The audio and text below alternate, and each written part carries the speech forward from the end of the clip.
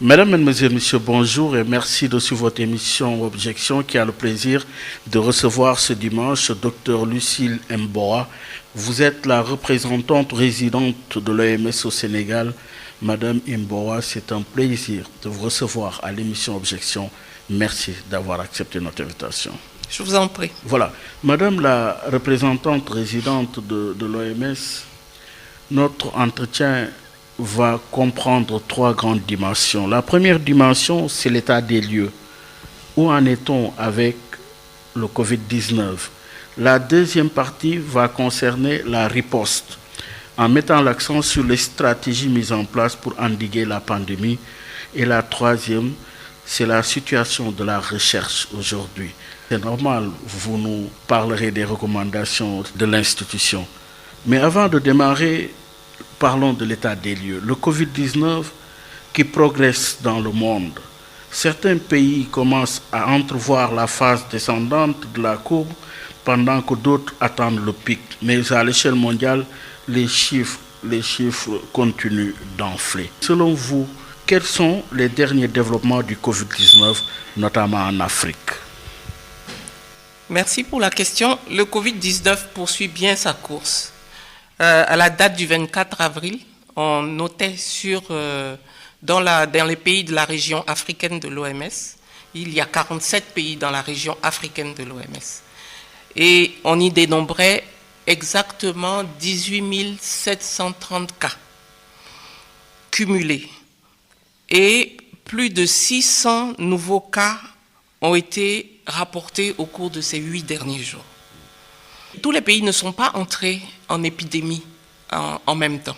Par exemple, au Sénégal, on est rentré dans l'épidémie au 2 mars. Il y a d'autres pays qui sont... Mais pourquoi Écoutez, au début de l'année, on n'avait que la Chine qui était touchée. Et lorsque la Chine a été touchée, la plupart des compagnies aériennes ont supprimé leurs vols sur la Chine. Et nous avons vu aussi des compagnies occidentales aller récupérer leurs ressortissants pour les ramener chez eux.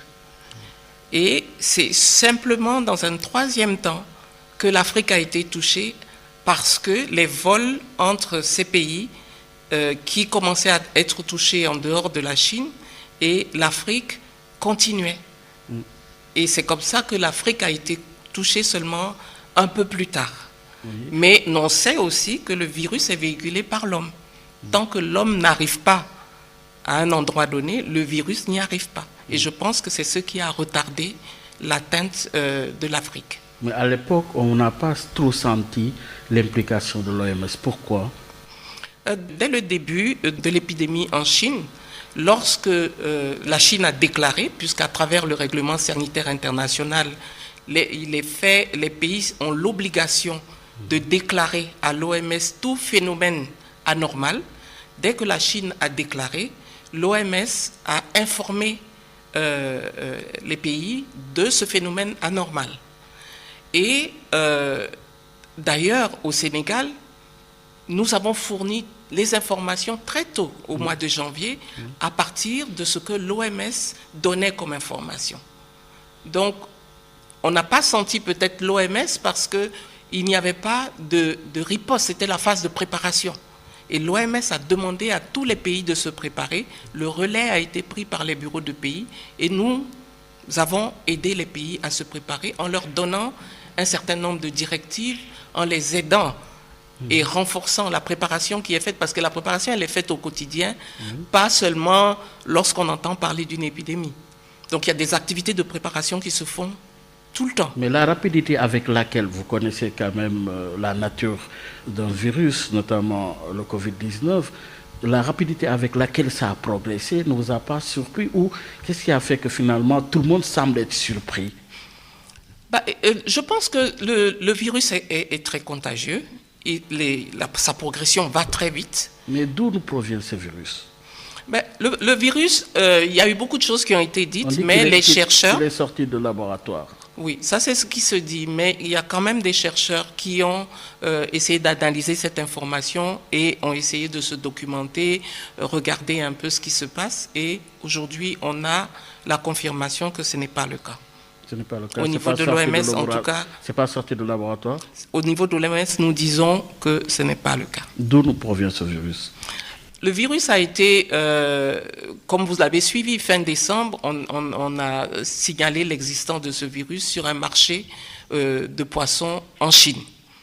Et nous savons aussi que ce virus appartient à la famille des coronavirus.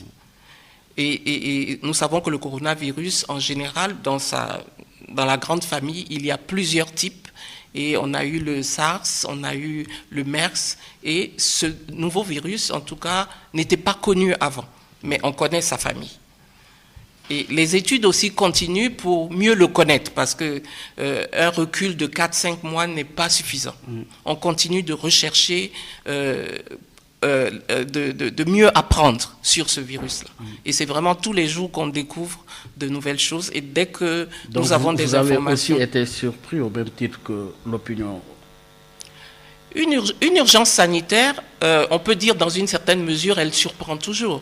Mais c'est pour ça qu'on demande aux pays d'être préparés. Et la préparation obéit à certaines règles. La plupart de nos pays en Afrique ont hérité de la préparation par rapport à Ebola. Donc c'est dessus qu'ils ont bâti et renforcé leur préparation jusqu'à ce que le virus, ce nouveau virus arrive. Et ils ont essayé de redynamiser les comités qu'ils avaient, ils ont essayé de mettre à jour les directives et toutes les procédures qu'ils avaient par rapport à la réponse. Donc ça fait partie de la préparation. On va rester toujours dans le cadre de l'OMS et avec l'OMS, l'Organisation mondiale de la santé. Vous avez suivi quand même, je ne dirais pas les attaques, mais vous avez été pointé du doigt par le président américain Donald Trump qui dit que vous avez agi tardivement. Alors, quelle réponse? Dès que l'OMS a été saisie par la Chine pour dire qu'il y avait un phénomène sanitaire anormal, l'OMS s'est penchée sur la question et s'est mise aux côtés des autorités chinoises pour comprendre le phénomène. Et au fur et à mesure, la documentation de ce phénomène a été faite et elle a été partagée avec tous les pays.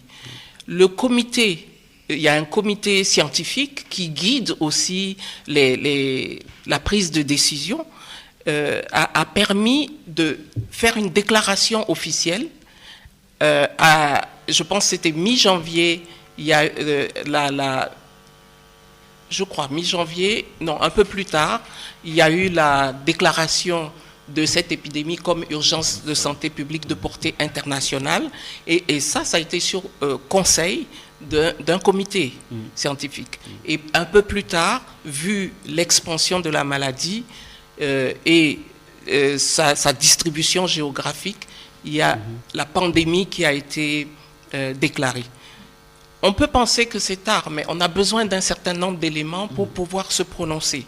Et déclarer une pandémie ou déclarer une urgence de santé publique de portée internationale a des implications.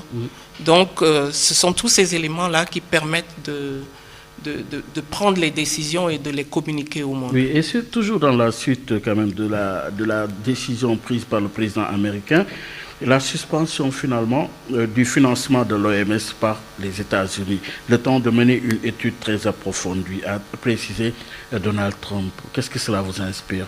Un manque à gagner pour l'institution? Forcément. On sait que les États-Unis représentent un grand contributeur, donc c'est dommage. Nous espérons... Vous regrettez? On le regrette, mais on espère qu'il y aura un changement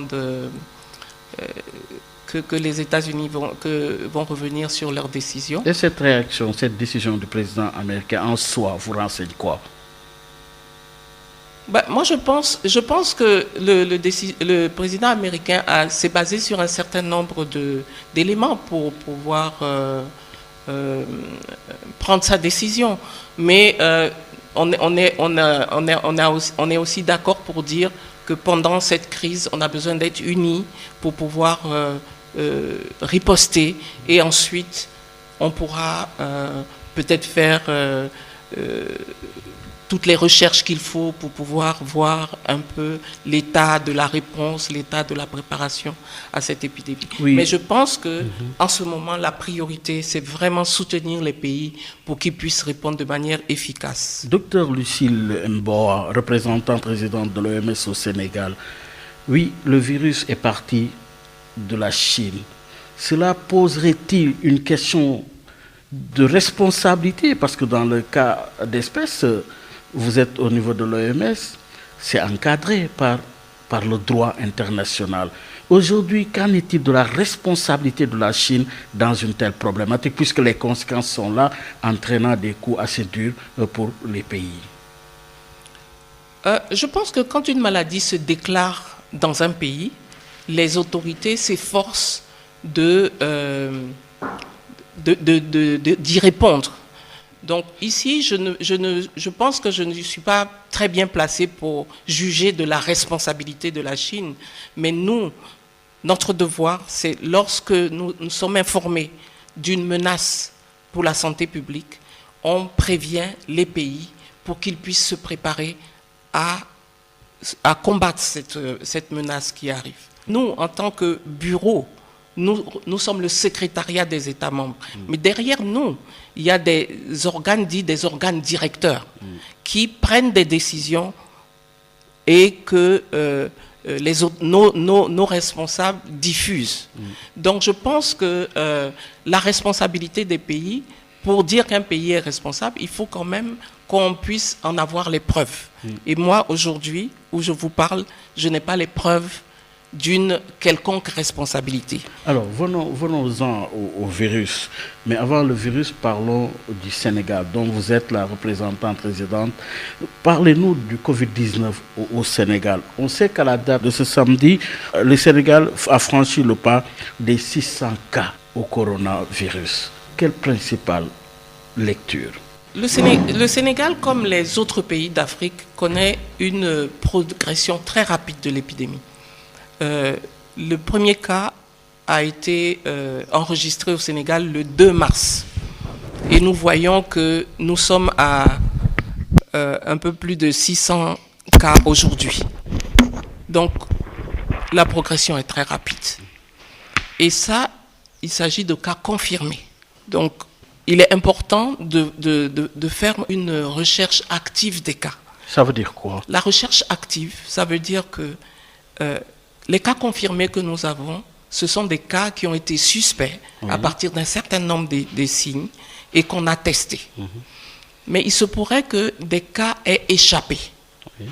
Ces cas qui aient échappé, ils peuvent avoir des signes qui ne sont pas patents.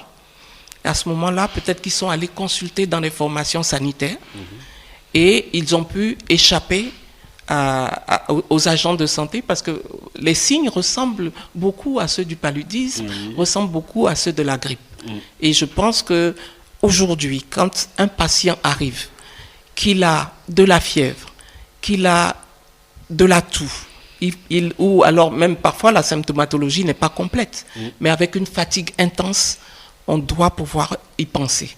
Donc, il se pourrait que des cas aient échappé. Donc, en consultant les registres, on peut faire un tracking pour essayer de voir si il n'y a pas des cas qui aient pu échapper. Au niveau communautaire aussi, si les gens sont sensibilisés, parfois on peut avoir des gens qui ont un début de signe, mais qui ont peur et qui restent à la maison. Et à ce moment-là, ils peuvent être, avec une recherche active, ils peuvent être détectés, et à ce moment-là, on les teste. Mais là, vous posez un problème de stratégie. Un problème de stratégie. Quelle appréciation faites-vous de cette stratégie depuis le début, depuis le 2 mars, par l'État du Sénégal? Nous avons conseillé cette recherche active. Et je pense que c'est... Elle comprend des failles?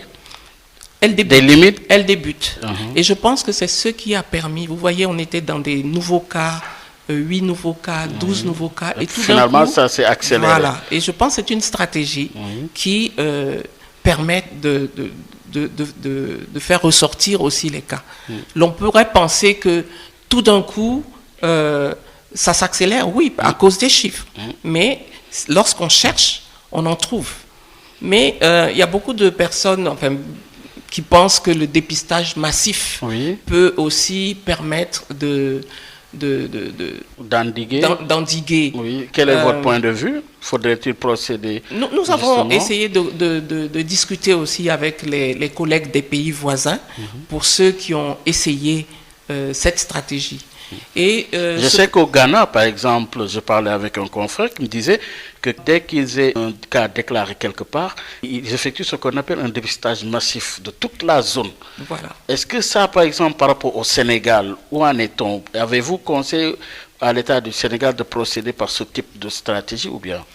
Non, nous sommes en train de discuter de la question. Et nous avons discuté avec les collègues du Ghana, nous avons aussi discuté avec les collègues de l'Afrique du Sud. Et nous nous sommes proposés d'organiser une téléconférence avec l'équipe d'Afrique du Sud et celle du Sénégal pour qu'ils puissent partager un peu leur expérience pour voir ce qui est faisable. Mais pour vous, il faut quand même faire le dépistage massif. Pour moi, la recherche active serait à renforcer. Le dépistage massif, les informations que j'ai eues de mes collègues, la documentation que j'ai eue, montraient quand même un certain nombre de limites. Limites pourquoi? Parce que pour faire un dépistage massif, lorsqu'on fait un dépistage massif, jusqu'à présent, ce qui m'a été donné de voir, il y avait une quantité importante de tests qui étaient utilisés, mais très peu de cas confirmés. Donc, c'est le manque à gagner, économiquement parlant.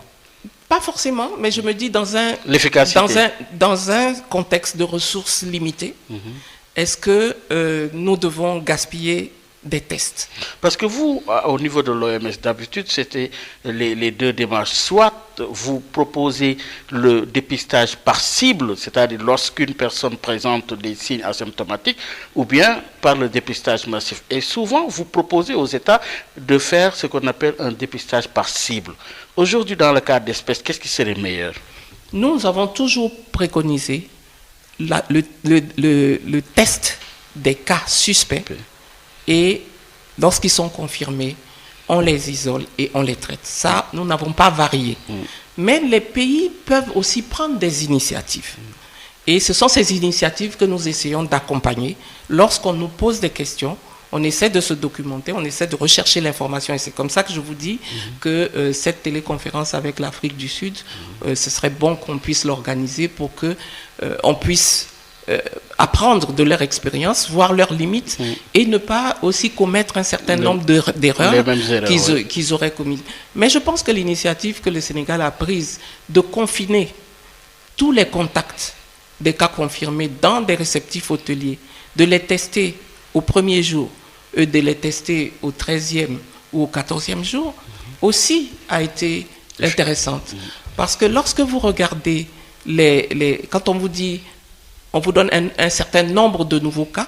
Vous pouvez voir à l'intérieur de ces nouveaux cas le nombre de contacts qui ont été confirmés positifs. Le traçage. Voilà. Et ça nous amène à l'identification et au suivi des contacts. Mais justement, de ce point de vue, toujours dans la même rubrique, par rapport au Sénégal, il est question de plus en plus de confinement généralisé, d'autres disent partiel, ainsi de suite. Avez-vous l'impression, à l'état actuel de la situation, faudrait-il aller vers un confinement partiel ou laisser les choses évoluer comme c'est le cas présentement? Quelle que soit la méthode qu'on utilise, qu'il soit confinement partiel ou total, nous disons que ce qui est important, c'est l'arrêt de la transmission. Le mode, mais comment le mode a des implications. Si nous faisons un confinement partiel, quelles en seront les implications? Total, quelles en seront les implications? Lorsque on met des gens en confinement, que ce soit juste une famille, que ce soit un groupe de personnes, il faut que ces personnes puissent avoir accès à leurs besoins de base, que sont la nourriture, toutes les commodités, et qu'on puisse assurer leur santé mentale. Aujourd'hui, vous avez entendu parler de toutes ces violences qui sont liées au confinement. Oui. Donc, dans les pays développés, par exemple. Même en Afrique. Même en Afrique. Les violences conjugales, les violences envers les enfants. Ce ne sont pas que ces inconvénients qui sont aujourd'hui mis sur la table.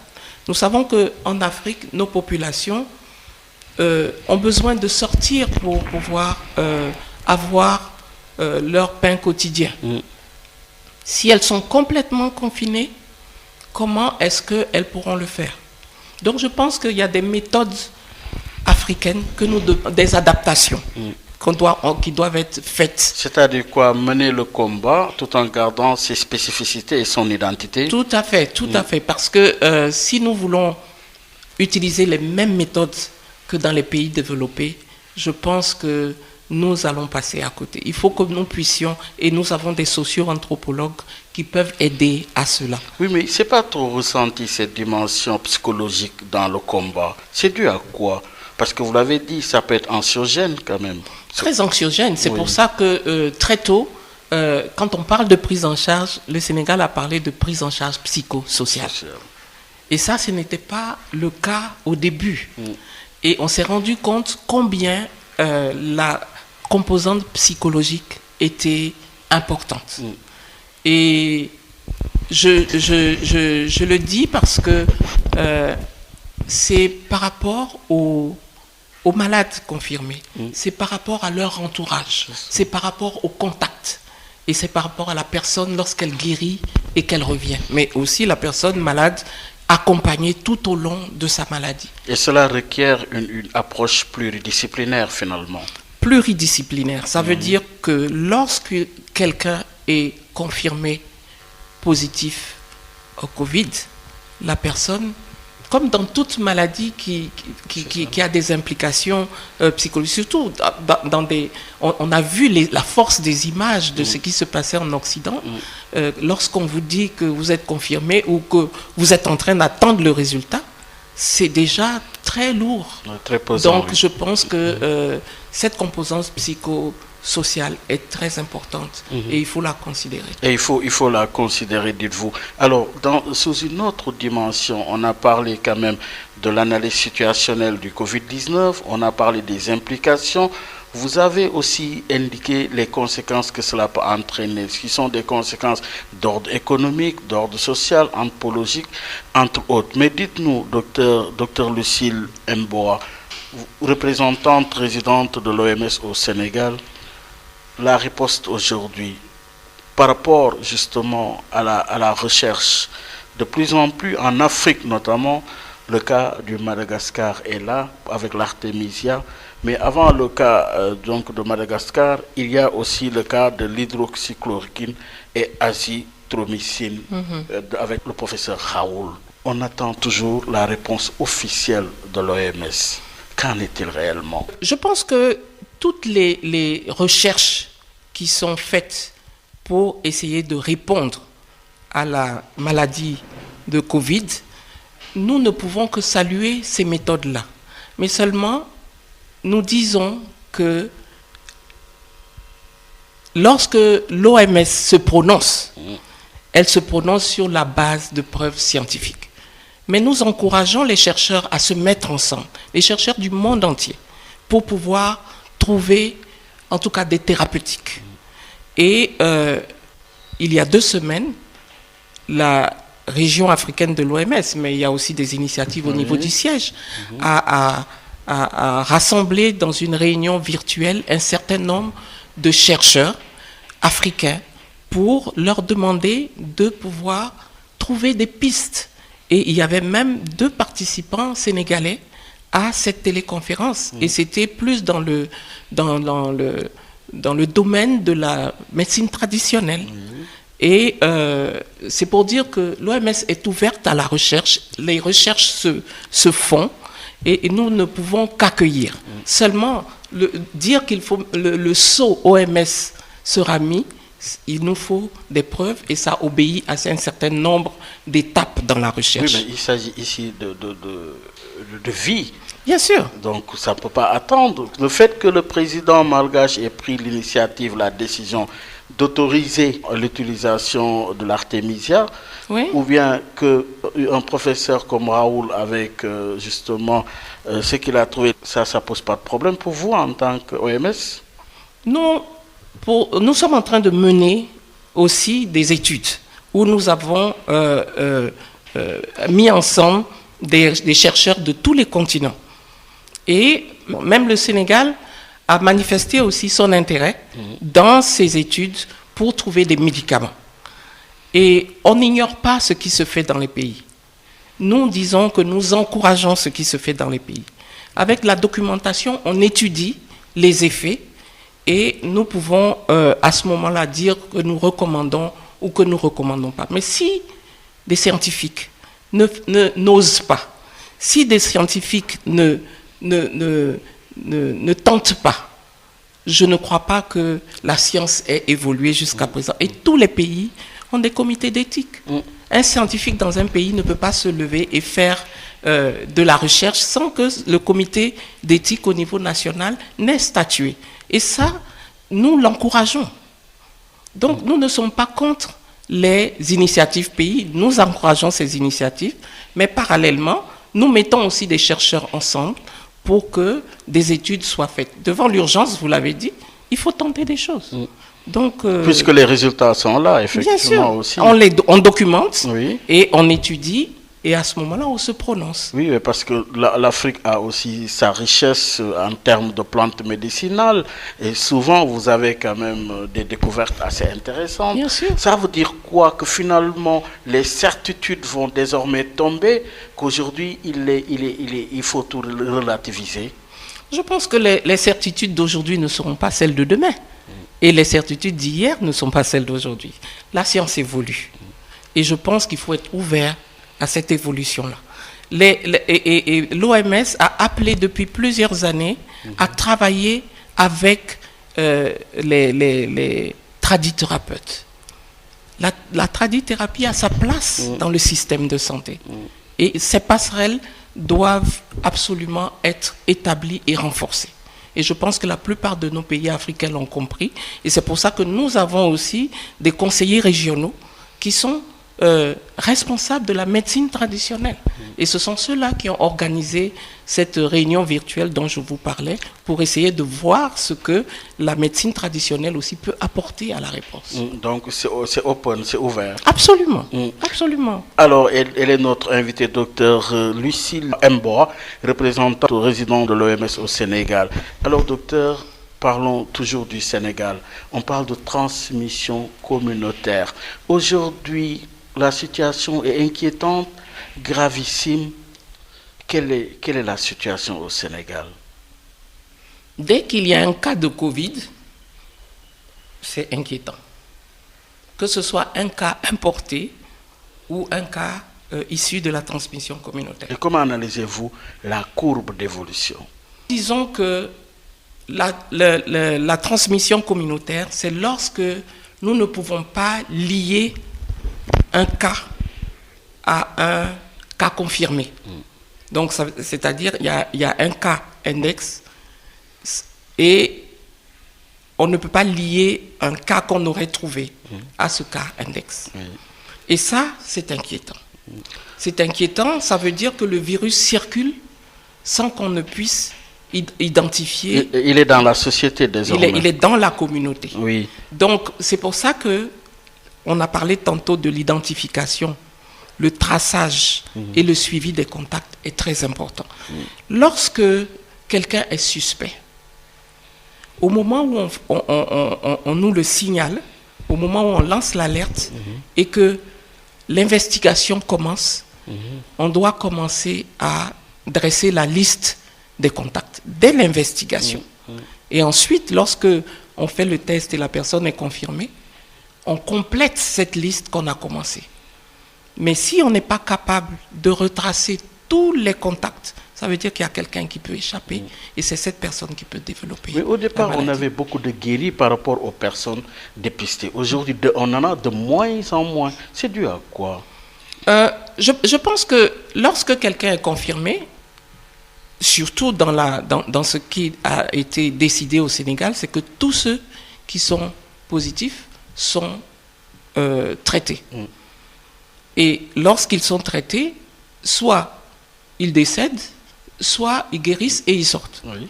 Donc nous avons quand même un nombre relativement faible de décès. Mais on en a 7. Hein? On en a 7. Je veux dire, quand je compare, à la date de ce samedi. Oui, mais un décès, c'est déjà beaucoup. Oui. Un décès, c'est déjà beaucoup. Mais si le sujet n'est pas décédé, il est guéri. Donc il faut voir le nombre de personnes qui sont dans les lits et qui sortent au bout de 14 jours. Et depuis quelques jours, oui, on a un nombre important de nouveaux cas. C'est ça. Donc, quand les 14 jours se seront achevés, s'il plaît à Dieu, ces personnes vont guérir et elles vont sortir et on va voir Ça veut dire que vous ne craignez pas un pic, ça veut dire vous faites une lecture normale de la situation. Oui. Mais s'il y a un pic, ça veut dire qu'il y a un nombre important de personnes confirmées. Oui. Ce nombre de personnes, si la politique se maintient, elles rentrent à l'hôpital. Oui. Et si elles rentrent à l'hôpital, si elles ne décèdent pas, elles sortent. Oui. Et elles seront guéries. Oui. Donc c'est de ça que je parle en fait. C'est de ça que je parle. Mais on ne souhaite pas les décès.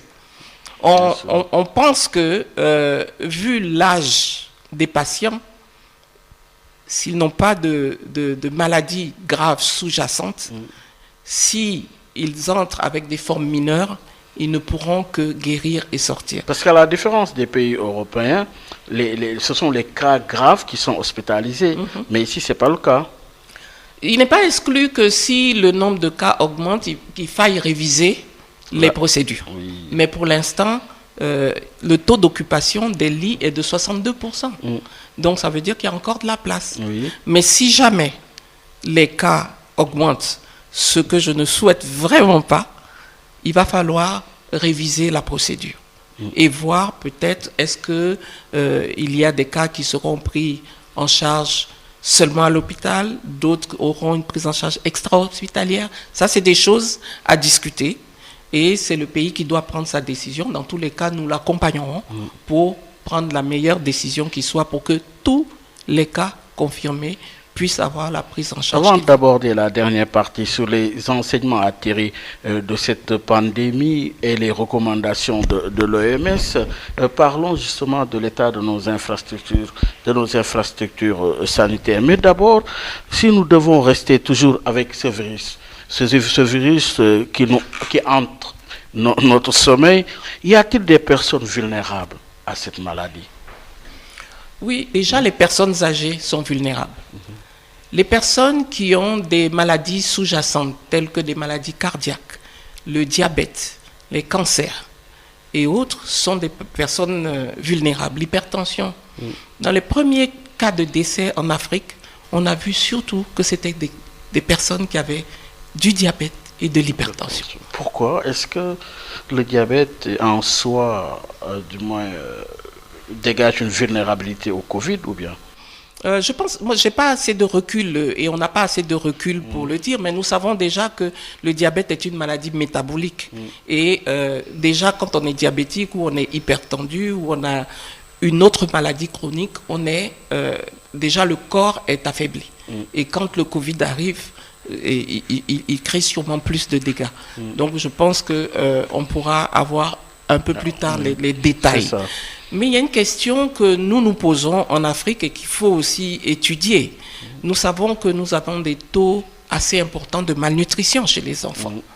Et on ne sait pas ce que Covid et malnutrition pourraient causer. C'est pour ça que je pense que les enfants doivent être surveillés, surtout s'ils ont un terrain débilité tel que la malnutrition. Oui. Il y a aussi les cas d'infection à VIH.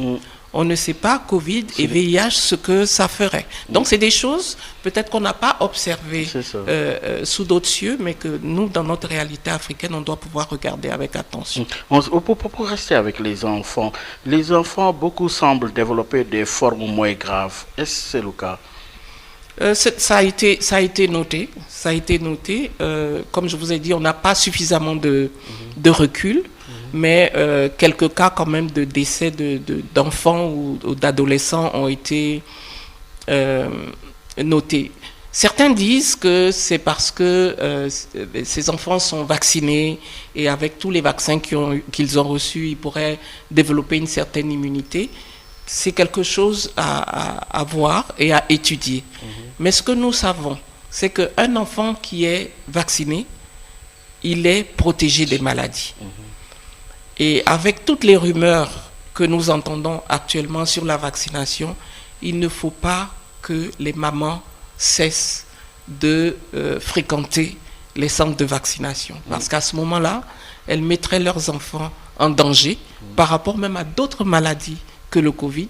Un enfant qui n'est pas vacciné contre la rougeole, il va attraper sa rougeole.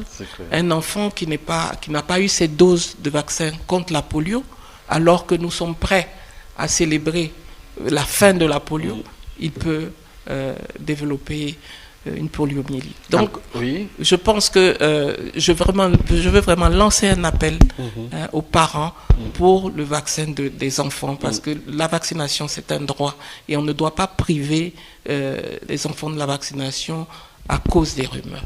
Oui, mais justement, nous restons toujours en Afrique. En Afrique, pour parler de ce Covid-19, docteur Lucille Mboa, est-ce que ce Covid-19 résiste à la chaleur? C'est ce qui a été dit, avant que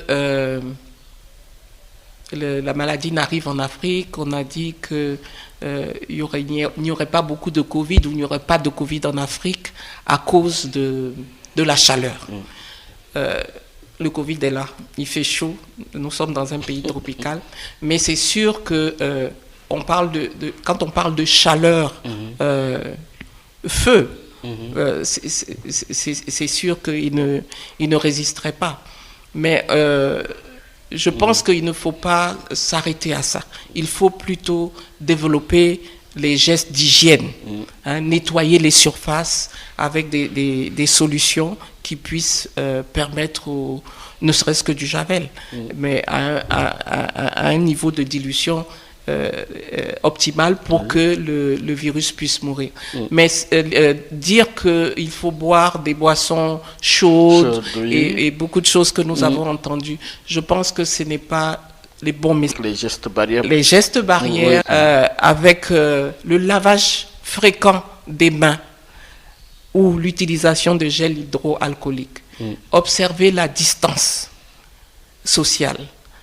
Lorsque nous voulons tousser ou éternuer, le faire dans le pli du coude ou dans un mouchoir que l'on jette ensuite à la poubelle. Si l'on observe, et surtout ne pas sortir quand ce n'est pas nécessaire. On a besoin de sortir pour aller s'approvisionner en nourriture, par exemple. Mais vraiment éviter les endroits bondés qui vont nous permettre de rencontrer le virus. Est-ce qu'il n'y a pas de risque à utiliser le gel? Parce qu'on a entendu ces derniers jours que ça peut entraîner d'autres conséquences, le gel hydroalcoolique. Il y a une formule, il y a une formule que l'OMS a diffusée pour le gel hydroalcoolique. Et si les dosages sont bien respectés, ils permettent d'éviter. Est-ce tel que c'est vendu dans les pharmacies, il n'y a pas de problème? Il y a plusieurs gels que nous voyons. Je n'ai pas la composition de tous les gels, mais il y a des gels quand même qui sont homologués. Mais nous disons que dès lors qu'on peut se laver les mains à l'eau et au savon, faisons-le. C'est beaucoup plus facile. Voilà, c'est plus facile. Voilà. Et quand on ne peut pas parce qu'on n'a pas une source d'eau à côté, à ce moment-là, on utilise le gel en attendant. En restant avec les gestes barrières, mais cette fois-ci, on parle du masque. Qui doit porter le masque? Tout le monde doit porter le masque, tel que les autorités administratives du pays l'ont dit. Tout le monde doit porter le masque, surtout dans les lieux publics, dans les transports. Mais porter un masque, qu'il soit spécialisé ou pas, si les autres gestes barrières ne sont pas appliqués, vous n'êtes pas protégé. Et vu la raréfaction des masques, il a été préconisé que les masques spécialisés puissent être laissés pour le personnel de santé et les autres. Mais le généraliser aussi, comme la décision prise par l'État du Sénégal, est une bonne chose. Tout à fait, tout à fait. Mais je dis encore, masque et autres gestes barrières. Oui, et à quel moment, docteur, à quel moment devront-on aller à l'hôpital? Je pense que tout individu, que ce soit de Covid ou pas, dès que vous sentez que vous n'êtes pas dans votre état normal, dès que vous sentez une fièvre, une fatigue intense, des maux de tête, vous toussez, il faut aller à l'hôpital. Et à ce moment-là, l'interrogatoire qu'on va vous faire vous permettra, par exemple, si on pense au Covid, est-ce qu'il y avait quelqu'un dans votre entourage qui était suspect de Covid ou pas, et peut-être même que personne dans votre entourage n'est suspect, mais peut-être que c'est vous qui allez commencer la chaîne. Donc, je pense que dès lors qu'on a un des signes que je viens de citer, il faut aller consulter. Il faut aller consulter. Alors, la maladie peut-elle être contractée plusieurs fois après une première guérison? Cela a été rapporté. Parce qu'on dit de beaucoup récidives, qu'en est-il? Cela a été rapporté en Chine, mais nous sommes au niveau de l'OMS, on étudie un peu ce phénomène-là et on sait que ça a été rapporté en tout cas. Alors, une autre question, c'est justement qui fait état de discussion, surtout en Afrique. Est-il vrai que les anticorps d'un Africain sont 3 fois plus développés que ceux d'un Européen, ce qui aurait pour conséquence une meilleure protection des habitants du continent contre le virus? Vrai ou faux? Bah, écoutez, moi, j'en ai pas entendu parler et je crois qu'on n'en a pas. Moi, j'en ai pas la preuve en tout cas. Mais on a dit au début de l'émission que le Covid poursuit sa course. Hein, oui, et que il y a de plus en plus de personnes touchées. Et nous en avons. Il n'y a que 2 pays en Afrique, dans la région africaine de l'OMS, qui ne sont pas touchés. Ça veut dire que cette assertion, lesquels c'est le Lesotho et les Comores. Le Lesotho et les Comores. Donc, on voit que tous les pays sont touchés. Mais pourquoi ces 2 pays ne sont pas touchés? Leur position géographique? Probablement. Oui. Vous savez que les Comores, c'est une île. Et probablement aussi que les trafics n'ont pas été très intenses. Quand on regarde ce qui s'est passé sur le continent, c'est avec les trafics aériens. Et parfois routiers, par rapport à certains pays ou maritimes, que les virus sont arrivés. Oui. Donc l'assertion que les anticorps des Africains peuvent les protéger, je n'ai pas vraiment d'informations dessus et je ne peux pas le dire. On sait que l'organisation de référence, c'est l'OMS. Dans le relationnel, l'OMS avec les États. Aujourd'hui, qu'en est-il avec la relation entre l'OMS et l'État du Sénégal? Précisément, que fait l'Organisation mondiale de la santé au Sénégal dans le cadre du Covid-19? Dans le cadre du Covid-19, dès le mois de janvier, nous avons commencé... Mais ce n'est pas que technique. C'est pas que technique, mais nous ne sommes pas non plus une agence de financement. Nous sommes une agence technique par excellence. Nous sommes l'agence spécialisée des Nations Unies pour la santé. Une agence normative. Et en ce sens, dès le début de l'épidémie, même au moment où elle n'avait pas encore été déclarée urgence de santé publique de portée internationale, nous fournissions toutes les informations au ministère de la Santé. Et dès le 20 janvier, nous avons participé à la première réunion du Comité national de gestion des épidémies. Et toutes les directives que l'OMS a fournies depuis le début de cette épidémie jusqu'à ce jour sont données régulièrement, pratiquement tous les jours, au ministère de la Santé. À côté de cela, nous aidons le ministère à adapter les directives. Donc, on a des directives génériques qu'on met à la disposition des pays et eux, ils les adaptent au contexte national. Donc, on le fait ensemble. Donc, c'est cet appui technique que nous apportons. Sur la base de ces directives qui sont adaptées au niveau du pays, nous aidons à former le personnel et tous les acteurs des terrains. Et nous sommes dans notre rôle de conseil quotidien. dans le cadre de cette crise aussi, nous donnons un soutien au niveau de la coordination. De quelle nature? Soutien technique. Donnons un soutien technique. Nous finançons quelques activités, comme je dirais, avec des fonds starter. C'est pas beaucoup de financement, mais c'est pour permettre au pays de démarrer quelque chose. Mais nous ne sommes pas les seuls aussi. Hein. Il y a d'autres agences du système des Nations Unies, il y a d'autres partenaires, et nous aidons à coordonner ces partenaires pour une action harmonisée au pays. Actuellement, nous avons positionné des experts dans les régions qui sont affectées. Et dans les semaines qui suivent, nous allons continuer ce positionnement dans les régions non affectées. Parce qu'actuellement, nous avons 9 régions, enfin, si ma mémoire est bonne, 9 régions. Mais il y a des régions qui ne sont pas encore affectées, mais on ne peut pas les ignorer. Donc, nous allons aussi les aider à se préparer pour pouvoir accueillir, si jamais le virus arrive, qu'ils puissent répondre de manière efficace, mais avec aussi l'expérience des régions qui ont eu le virus avant. Nous aidons aussi le pays dans les spécifications, lorsque le pays veut acquérir du matériel. Donc, on leur donne les spécifications, on en donne aussi aux autres partenaires qui veulent aider le Sénégal. Ils se réfèrent à nous pour avoir les spécifications des matériels ou des équipements à acheter. Et au début de la semaine, nous avons offert du matériel, d'équipement au Sénégal pour pouvoir aider à protéger... Du matériel à quelle ampleur? On a 5 tonnes de matériel pour pouvoir aider, en tout cas, à protéger le personnel. De quel matériel? Il s'agit de gants. Il s'agit de masques, de lunettes, de combinaisons et de... Voilà, c'est essentiellement, c'est du matériel de protection. Et des masques aussi? Des masques.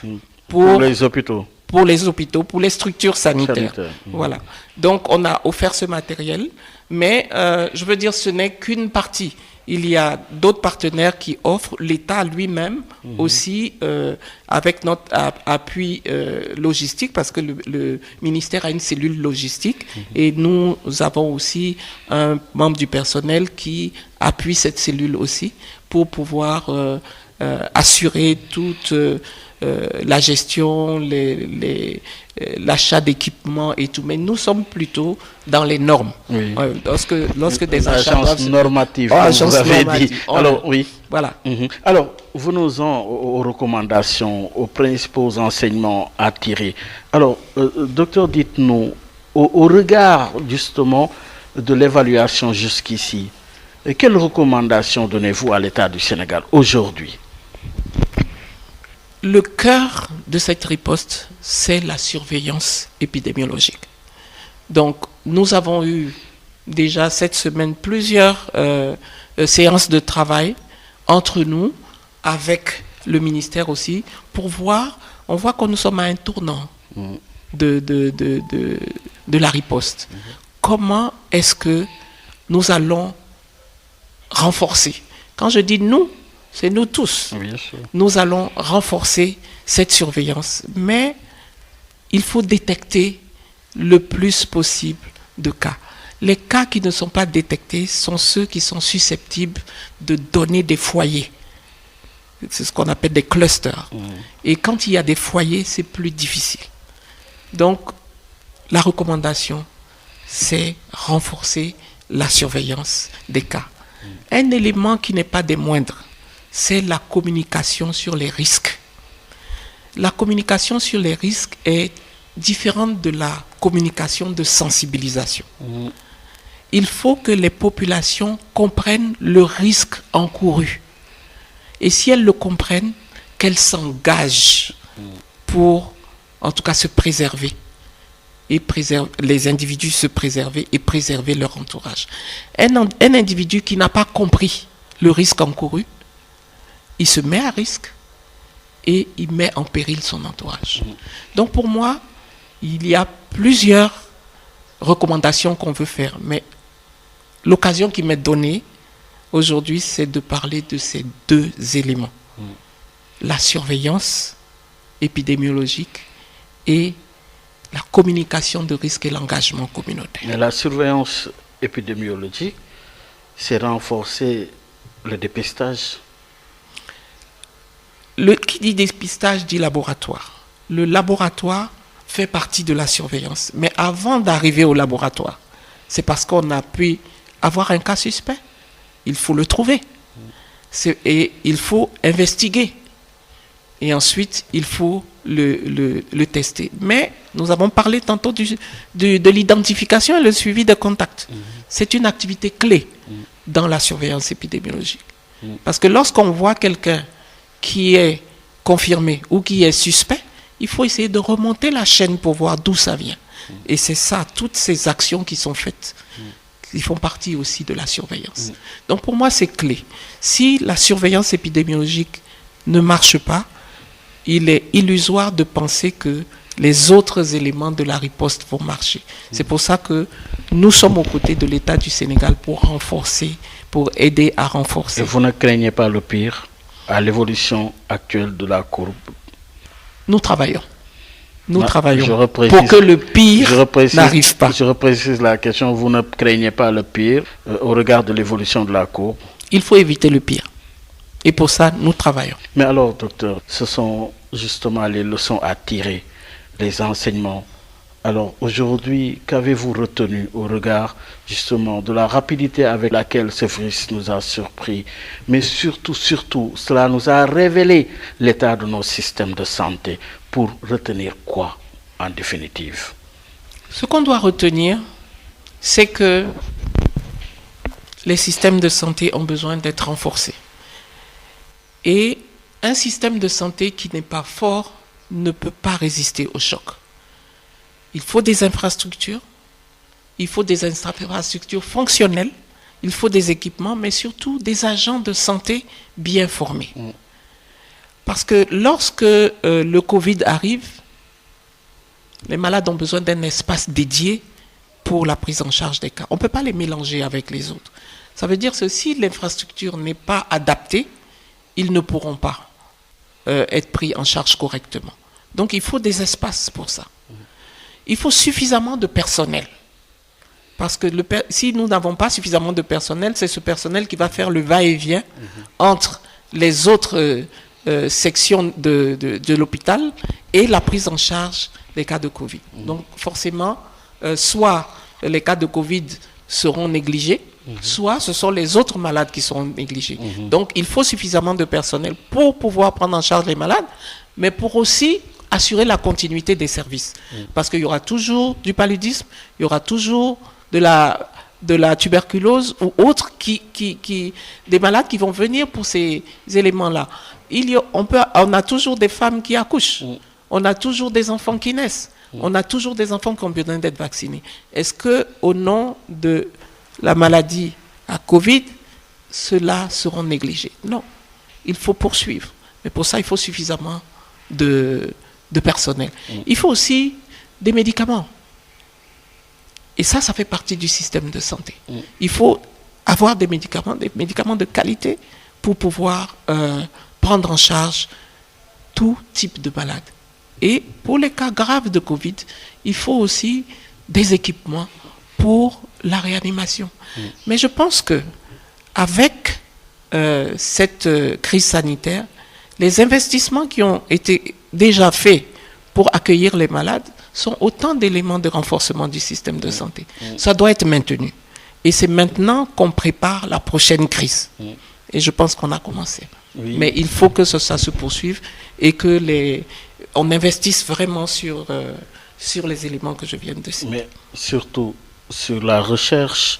Et en parlant de recherche, le vaccin, des tests sont effectués, mais ça a suscité également polémique.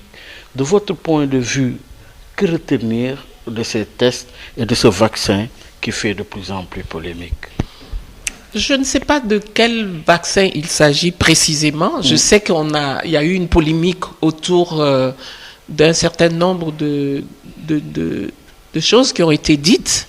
Donc, que les chercheurs sont en train de travailler pour sortir les meilleures thérapeutiques. Et si vous avez suivi l'actualité, l'OMS vient de lancer une initiative mondiale pour la production de vaccins et d'autres traitements.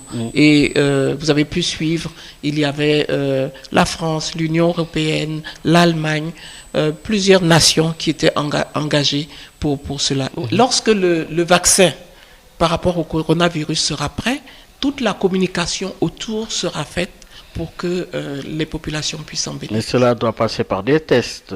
Bien sûr, bien sûr. On va faire des essais cliniques. Oui, et cela aussi, justement, le choix de ces essais, vous connaissez la procédure. Oui. Ça ne pose pas de problème? Je pense qu'on communique toujours autour d'un essai clinique. On communique toujours. Et les pays et les individus qui rentrent dans l'essai clinique, c'est avec consentement. On ne fait pas des essais de force. Je vous ai dit tantôt que pour les essais cliniques dits de la solidarité que l'OMS a lancé, plusieurs pays du monde entier, y compris des pays africains, ont manifesté leur intérêt. Le Sénégal a manifesté son intérêt à participer. Donc c'est pour dire que les gens rentrent volontairement dans l'essai clinique, les pays entrent volontairement dans l'essai clinique. Et je pense que quand le moment sera venu de commencer des essais sur un vaccin, la communication suivra. Oui, la communication suivra. C'est le mot de la fin. Ça a été un plaisir d'avoir eu cet entretien avec vous. Je rappelle qu'elle était notre invitée, Dr Lucille Mboa, représentante résidente de l'OMS au Sénégal. Justement, infléchir la courbe d'évolution du Covid-19 est la principale bataille, le principal combat à gagner, toujours en phase avec le credo de l'OMS. Soyons forts, croyons à la victoire finale, mais adoptons les gestes barrières qui vont barrer la route au Covid-19. Merci, Madame la représentante résidente, Dr Lucille Mboa, représentante résidente de l'OMS au Sénégal. Mesdames, Messieurs, ça en est tout. Merci à Alioune Badara Socé qui a assuré la partie technique de cette émission. À toute l'équipe de l'OMS, merci, au revoir et à dimanche prochain. Merci beaucoup. Merci.